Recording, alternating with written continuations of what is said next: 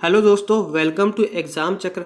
आज हम आपके लिए भारतीय संविधान का महत्वपूर्ण टॉपिक लेके आए हैं, संघ लोक सेवा आयोग, यूनियन पब्लिक सर्विस कमीशन। जैसे कि आप लोग जानते हो कि एमपीपीएससी के एग्जाम होने हैं और उसमें बहुत सारे आयोग पूछे जाने हैं।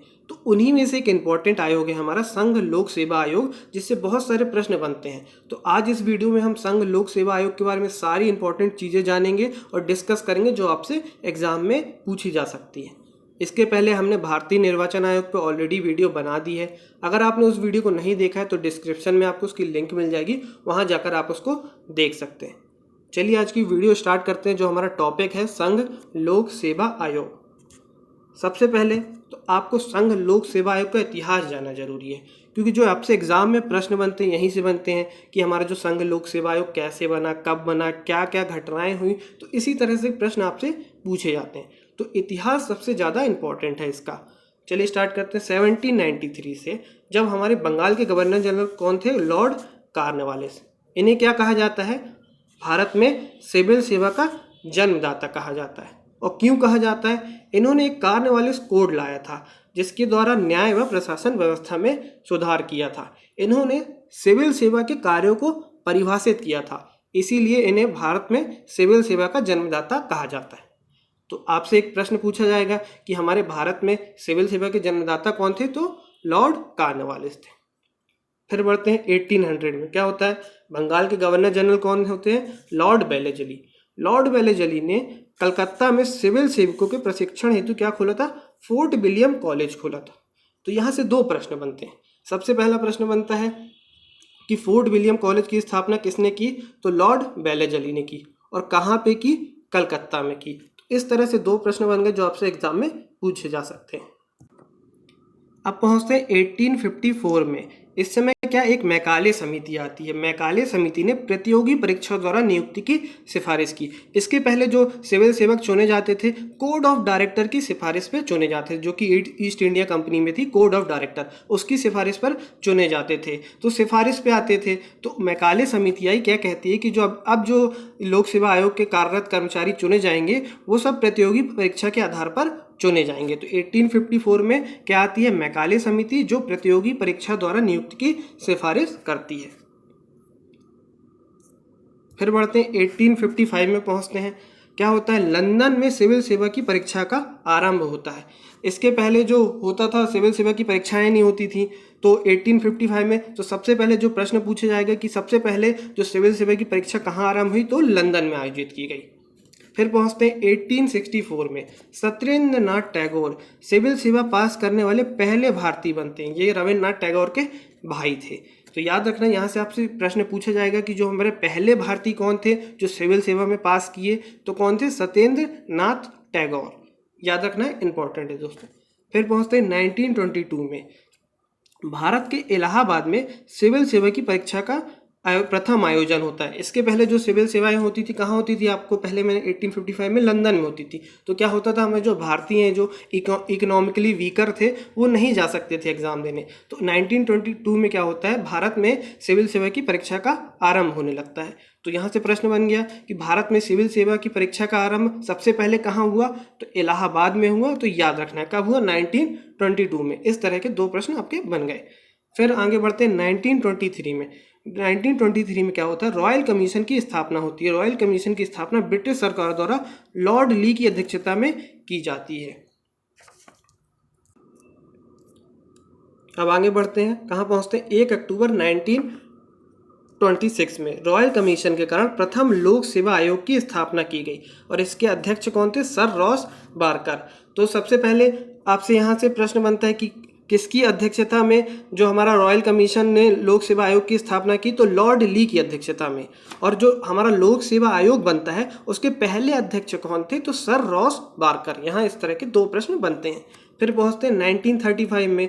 1935 में क्या होता है? भारत सरकार अधिनियम 1935 के तहत फेडरल सर्विस कमीशन की स्थापना की जाती है। केंद्र में क्या होता है? फेडरल सर्विस कमीशन और प्रांत में प्रांतीय लोक सेवा आयोग। इसके पहले क्या होता था? जो हमारे भारत में सिर्फ एक ही लोक सेवा आयोग था, प्रांत के लिए किसी तरह का लोक सेवा आयोग नहीं बना था। लेकिन 1935 के एक्ट अधिनियम 1935 के तहत फेडरल सर्विस कमीशन की स्थापना की गई केंद्र में, और प्रांत में प्रांतीय लोक सेवा आयोग की स्थापना की गई। फिर क्या होता है, स्वतंत्रता के बाद संघीय लोक सेवा आयोग में को संघ लोक सेवा आयोग बनाया गया। जो पहले संघीय लोक सेवा आयोग था उसको एक आयोग बना दिया गया, संघ लोक सेवा आयोग, और इसे 26 जनवरी 1950 को भारत के संविधान के तहत एक संवैधानिक दर्जा दे दिया गया था। तो ये था हमारा संघ लोक सेवा का आयोग का इतिहास, जहाँ से आपसे बहुत से प्रश्न एग्जाम में पूछे जा सकते हैं, जो अभी हाल ही में MPPSC होना है। चलिए अब कुछ इंपॉर्टेंट जानकारियाँ देख सकते हैं जो आपसे प्रश्न और भी जो एग्जाम में पूछे जा सकते हैं। जैसे जो हमारा भारतीय संविधान में इसका वर्णन कहाँ है, तो अनुच्छेद 315 भाग 14 में 308 से लेकर 323 तक हमारा जो उसका वर्णन किया गया है। तो जो हमारा संघ लोक सेवा आयोग किस आर्टिकल में है, आर्टिकल 315 में, तो इम्पॉर्टेंट है, आपको याद रखना है। अब जो हमारा संघ लोक सेवा आयोग की प्रकृति क्या है, तो स्थानीय, संवैधानिक व स्वतंत्र निकाय है। एक प्रकार का संवैधानिक, हमारे भारतीय संविधान में इसका वर्णन किया गया है, तो इसलिए जो हमारा संघ लोक सेवा आयोग एक संवैधानिक और स्वतंत्र निकाय है। अब इसकी स्थापना कब हुई, तो 1 अक्टूबर 1926 को लॉर्ड ली की अध्यक्षता में, ना ली आयोग आया था, उसी की अध्यक्षता में हमारा जो संघ लोक सेवा आयोग बना था। तो बहुत ही मोस्ट इंपॉर्टेंट क्वेश्चन दोस्तों कि किसकी अध्यक्षता में जो हमारा लोक सेवा आयोग बना था, तो लॉर्ड ली की अध्यक्षता में हमारा लोक सेवा आयोग था। और एक और प्रश्न कि जो हमारा लोक सेवा आयोग के पहले अध्यक्ष कौन थे, तो सर रॉस बारकर थे। तो ये 2 प्रश्न आपको याद रखने हैं। अब इसका मुख्यालय कहाँ है, धौलपुर, शाहजहां रोड, नई दिल्ली। प्रथम प्रमुख कौन थे, सर रॉस बारकर। तो इंपॉर्टेंट है, याद रखना है। और जो हमारे पहले भारतीय, जो हमारे संघ लोक सेवा आयोग के पहले अध्यक्ष भारतीय कौन थे, HK कृपलानी। और जो हमारी पहली महिला थी जो लोक सेवा आयोग की अध्यक्ष थी, तो रॉस मिलियन मैथ्यू। और जो वर्तमान में हमारे लोक सेवा आयोग के अध्यक्ष कौन है, प्रदीप कुमार जोशी। तो ये कुछ इंपॉर्टेंट सामान्य जानकारियाँ हैं जो कि आपको याद रखनी है, जहाँ से आपसे एग्जाम में प्रश्न पूछे जा सकते हैं। अब देखते हैं आयोग की संरचना। तो इसकी नियुक्ति कौन करता है, राष्ट्रपति। एक अध्यक्ष होता है और अन्य सदस्य होते हैं। जो सदस्य होते हैं, सदस्य आमतौर पर आयोग के अध्यक्ष सहित 9 से 11 सदस्य होते हैं। और एक नोट है, इंपॉर्टेंट याद रखना है, संविधान में आयोग की संख्या का उल्लेख नहीं किया गया है, राष्ट्रपति के विवेक पर छोड़ दिया गया है।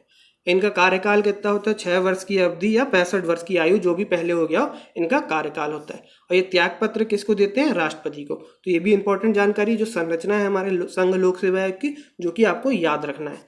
आपसे प्रश्न पूछा जाएगा कि जो हमारे संघ लोक सेवा आयोग के अध्यक्ष का कार्यकाल कितना होता है, तो 6 वर्ष की अवधि या 65 वर्ष की आयु, जो भी पहले हो गया हो, वो उनका कार्यकाल होता है।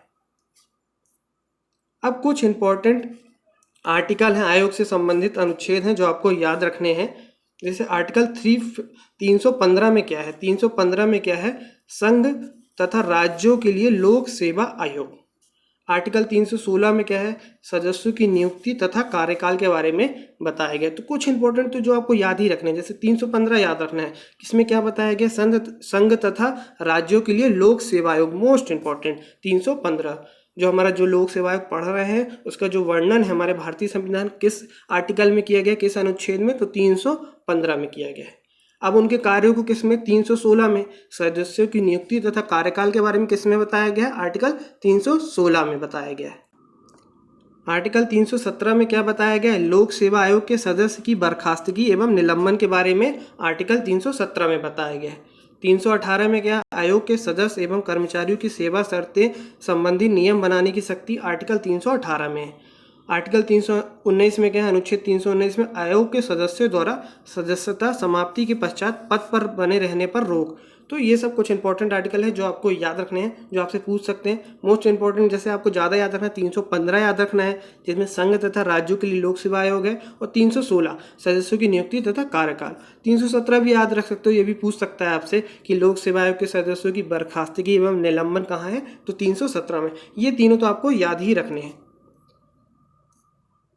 कुछ और है, जैसे 320 है, आर्टिकल 320 में क्या है, लोक सेवा आयोग के कार्य, ये भी इंपॉर्टेंट है, आपको याद रखना है। आर्टिकल 321 में क्या है, लोक सेवा आयोग के कार्यों को विस्तारित करने की शक्ति है, ज़्यादा इंपॉर्टेंट नहीं है, नहीं भी रखोगे याद तो चलेगा। आर्टिकल 322 में क्या है, लोक सेवा आयोग के खर्च, इंपॉर्टेंट है, याद रखना है, पूछा जाता है। आर्टिकल 323 लोक सेवा आयोग के प्रतिवेदन, तो ये भी आपको याद रखना है। तो ये कुछ सारे इंपॉर्टेंट आर्टिकल थे जो आपसे एग्जाम में पूछे जा सकते हैं। कुछ इंपॉर्टेंट है, मोस्ट इंपॉर्टेंट, जो अब आपको याद रखने हैं, वो मैंने आपको बता दिए। अब देखते हैं संघ लोक सेवा आयोग के हमारे कार्य क्या हैं। तो संघ लोक सेवा आयोग से संबंधित सभी मामलों पर परामर्श किया जाए। तो ये हमारा जो लोक सेवा आयोग है ना, सारे मामलों पर परामर्श करता है। सिविल सेवाओं और सिविल पदों के लिए भर्ती के तरीके, सिविल सेवाओं पदों की नियुक्ति करना जो हमारे संघ लोक सेवा आयोग का कार्य होता है। चलिए दोस्तों, इसी के साथ हमारा सारा संघ लोक सेवा आयोग खत्म होता है। हमने इस वीडियो में सारी इंपॉर्टेंट चीज़ें कवर कर दी हैं जो कि आपसे एग्जाम में पूछी जा सकती हैं। दोस्तों, वीडियो पसंद आई हो तो वीडियो को लाइक करें, चैनल को सब्सक्राइब करें और वीडियो को ज़्यादा से ज़्यादा शेयर करें। धन्यवाद। जय हिंद, जय भारत।